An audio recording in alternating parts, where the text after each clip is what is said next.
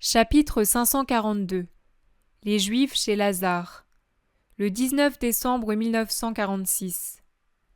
Bien que brisée par la douleur et la fatigue, Marthe est toujours la maîtresse de maison qui sait accueillir et recevoir, et elle fait honneur à chacun avec une distinction parfaite. Ainsi, après avoir conduit tout ce petit monde dans une des salles, elle donne des ordres pour que l'on apporte les rafraîchissements d'usage et que ses hôtes aient tout le confort nécessaire. Les serviteurs circulent, mélangeant des boissons chaudes ou des vins précieux et offrant des fruits magnifiques, des dattes blondes comme la topaze, des raisins secs, quelque chose qui ressemble à nos raisins de Damas, dont les grappes sont d'une perfection fantastique, du miel filant, le tout dans des amphores, des coupes, des plats, des plateaux de grand prix. Et Marthe surveille attentivement que personne ne soit laissé de côté. Elle va jusqu'à contrôler ce que les serviteurs offrent à chacun, en fonction de l'âge et peut-être des individus dont les goûts lui sont connus. C'est ainsi qu'elle arrête un serviteur qui se dirigeait vers Helkias avec une amphore remplie de vin et une coupe pour lui dire « Toby, pas de vin, mais de l'eau de miel et du jus de dattes. » Et à un autre « Jean préférera sûrement du vin. Offre-lui le vin blanc de raisin sec. » Elle se charge elle-même de présenter au vieux scribe Chanania du lait chaud abondamment sucré avec du miel blond en disant « Ce sera bon pour ta toux. Tu t'es sacrifié pour venir, souffrant comme tu l'es, de plus par ce temps froid. Je suis émue de vous voir si prévenant. »« C'est notre devoir, Marthe.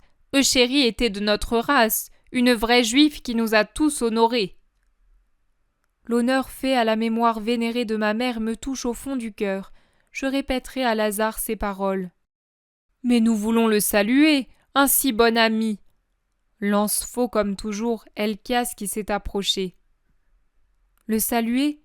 Ce n'est pas possible, il est trop épuisé. »« Nous ne le dérangerons pas, n'est-ce pas, vous tous ? Il nous suffit d'un adieu du seuil de sa chambre. » intervient Félix. Vraiment, je ne le peux pas. Nicomède, le médecin, s'oppose à toute fatigue et à toute émotion. Un regard à l'ami mourant ne peut le tuer, Marthe, dit Ben Kalba-Cheboua. Nous aurions trop de peine de ne pas l'avoir salué. Marthe est soucieuse, hésitante. Elle regarde vers la porte, peut-être pour voir si Marie vient à son aide, mais Marie est absente. Les Juifs remarquent son inquiétude, et Sadoc, le scribe, le fait remarquer à Marthe. « On dirait que notre venue te trouble, femme. »« Non, non, pas du tout. Comprenez ma douleur. Cela fait des mois que je vis auprès d'un mourant et je ne sais plus. Je ne sais plus me comporter comme autrefois aux fêtes. »« Oh, ce n'est pas une fête, dit Helkias. Nous ne voulions même pas pour nous tant d'honneur. Mais peut-être veux-tu nous cacher quelque chose, et c'est pour cela que tu ne nous montres pas Lazare et que tu nous interdis sa chambre. Hé hé, on sait bien, mais n'aie pas peur, la chambre d'un malade est un asile sacré pour quiconque, crois-le bien. Il n'y a rien à cacher dans la chambre de notre frère, il n'y a rien de caché. Elle n'accueille qu'un mourant auquel la simple pitié demande qu'on lui épargne tout souvenir pénible. Or toi, Helkias, et vous tous, vous êtes pour Lazare des souvenirs pénibles, dit Marie de sa splendide voix d'orgue, en apparaissant sur le seuil, sa main tenant écarté le rideau pourpre. Marie, gémit Marthe suppliante pour l'arrêter. Non, ma sœur, laisse-moi parler. Elle s'adresse aux autres. Et pour vous retirer tout doute, que l'un de vous, ce sera un seul souvenir du passé qui revient pour l'affliger, m'accompagne, si la vue d'un mourant ne le dégoûte pas, et si la puanteur de la chair qui meurt ne lui donne pas la nausée. Et toi, tu n'es pas un souvenir affligeant ? Lance ironiquement l'Hérodien, que j'ai déjà vu je ne sais où, en quittant son coin pour venir en face de Marie. Marthe pousse un gémissement. Marie a le regard d'un aigle menacé. Ses yeux lancent des éclairs. Elle se redresse, hautaine, oubliant la fatigue et la douleur qui la courbaient, et avec l'expression d'une reine offensée, elle rétorque. « Oui, moi aussi je suis un souvenir, mais non pas de douleur, comme tu dis. je suis le souvenir de la miséricorde de Dieu. Et en me voyant, Lazare meurt en paix, car il sait qu'il remet son esprit entre les mains de l'infinie miséricorde. Ah ah, ce n'est pas ainsi que tu parlais autrefois. Ta vertu, tu pourrais la mettre bien en vue de celui qui ne te connaît pas. Mais pas sous tes yeux, n'est-ce pas? Au contraire, je la mets justement sous tes yeux pour te prouver que l'on devient comme ceux que l'on fréquente. Autrefois, malheureusement, je te fréquentais et j'étais comme toi. Maintenant, je fréquente le saint et je deviens honnête. Une chose détruite ne se reconstruit pas, Marie. En effet, le passé, c'est-à-dire toi, vous tous, vous ne pouvez plus le reconstruire. Vous ne pouvez pas reconstruire ce que vous avez détruit. Pas toi qui m'inspire du dégoût, pas vous qui au temps de la douleur avez offensé mon frère et qui maintenant, dans un but pas bien clair, voulez montrer que vous êtes ses amis. Tu es bien audacieuse, femme. Le rabbi t'aura peut-être chassé plusieurs démons, mais il ne t'a pas rendue douce, dit un homme d'environ 40 ans. Non, Jonatas, fils d'Anne, il ne m'a pas rendue faible, mais forte de l'audace d'une personne honnête qui a voulu le redevenir et qui a rompu tout lien avec le passé pour se faire une nouvelle vie. Allons. Lequel vient voir Lazare? Elle est impérieuse comme une reine, elle les domine tous par sa franchise, impitoyable jusque contre elle-même. Marthe, au contraire, est angoissée. Elle a les larmes aux yeux, elle regarde fixement Marie d'un air suppliant pour qu'elle se taise. « Moi je viens !» dit avec un soupir de victime Helkias faux comme un serpent. Ils sortent ensemble. Les autres s'adressent à Marthe. « Ta sœur, toujours ce sale caractère. Elle ne devrait pas. Elle attend à se faire pardonner. » s'exclame Uriel, le rabbi vu à Giscala, celui qui a frappé d'une pierre Jésus. Blessée par ces mots, Marthe retrouve sa force et lance. Dieu lui a pardonné. Tout autre pardon est sans valeur après celui-là, et sa vie actuelle est un exemple pour le monde. Mais l'audace de Marthe a vite fait de tomber et fait place aux larmes. Elle pleure en gémissant. Vous êtes cruel, envers elle et envers moi.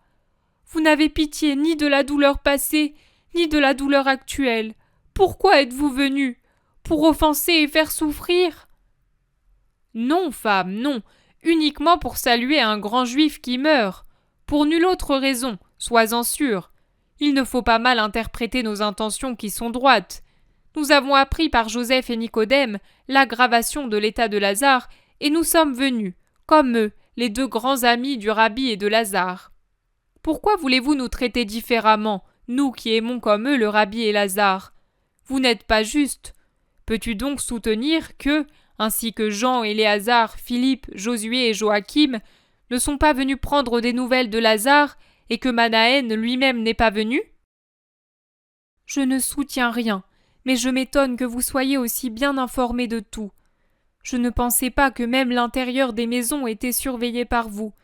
Je ne savais pas qu'il existait un précepte nouveau en plus des 613, celui d'enquêter, d'épier l'intimité des familles. Oh, excusez-moi, je vous offense. La douleur m'affole et vous l'exaspérez. Nous te comprenons, femme, et c'est parce que nous avons pensé que vous étiez affolée que nous sommes venus vous donner un bon conseil. Envoyez chercher le maître. Même hier, 7 lépreux sont venus louer le Seigneur parce que le rabbi les a guéris. Appelez-le aussi pour Lazare. Mon frère n'est pas lépreux, s'écrie Marthe bouleversée. C'est pour cela que vous avez voulu le voir? C'est pour cela que vous êtes venu? Non, il n'est pas lépreux. Regardez mes mains. Je le soigne depuis des années et il n'y a pas de lèpre sur moi. J'ai la peau rougie par les aromates, mais je n'ai pas de lèpre. Je ne... Du calme, femme, du calme. Qui prétend que Lazare est lépreux? Et qui vous soupçonne d'un péché aussi horrible que celui de cacher un lépreux? Et crois-tu que malgré votre puissance, nous ne vous aurions pas frappé si vous aviez péché? Nous sommes capables de passer jusque sur le corps d'un père et d'une mère, d'une épouse et des enfants, afin de faire respecter les préceptes. Je te l'affirme, moi, Jonatas, fils d'Uziel. Mais certainement, c'est exact, intervient Archélaüs. Et maintenant, poussé par le bien que nous te voulons, l'amour que nous avions pour ta mère et celui que nous avons pour Lazare, nous te recommandons d'appeler le Maître. Tu secoues la tête? Veux-tu dire que désormais c'est trop tard?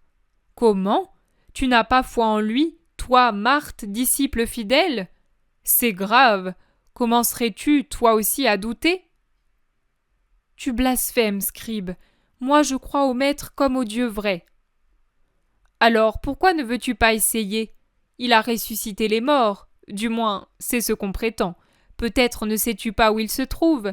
Si tu veux, nous allons le chercher, nous allons t'aider, insinue Félix. Mais non, s'exclame Sadoc pour l'éprouver. Dans la maison de Lazare, on sait sûrement où est le rabbi. Dis-le franchement, femme. Nous partirons à sa recherche et nous te l'amènerons. Et nous serons présents au miracle pour nous en réjouir avec toi, avec vous tous.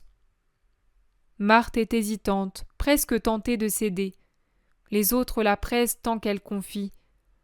Je ne sais pas où il se trouve. Je ne le sais vraiment pas. Il est parti il y a plusieurs jours et il nous a salués comme quelqu'un qui part pour longtemps. Ce serait un réconfort pour moi de savoir où il est, au moins de le savoir, mais je ne le sais pas en vérité.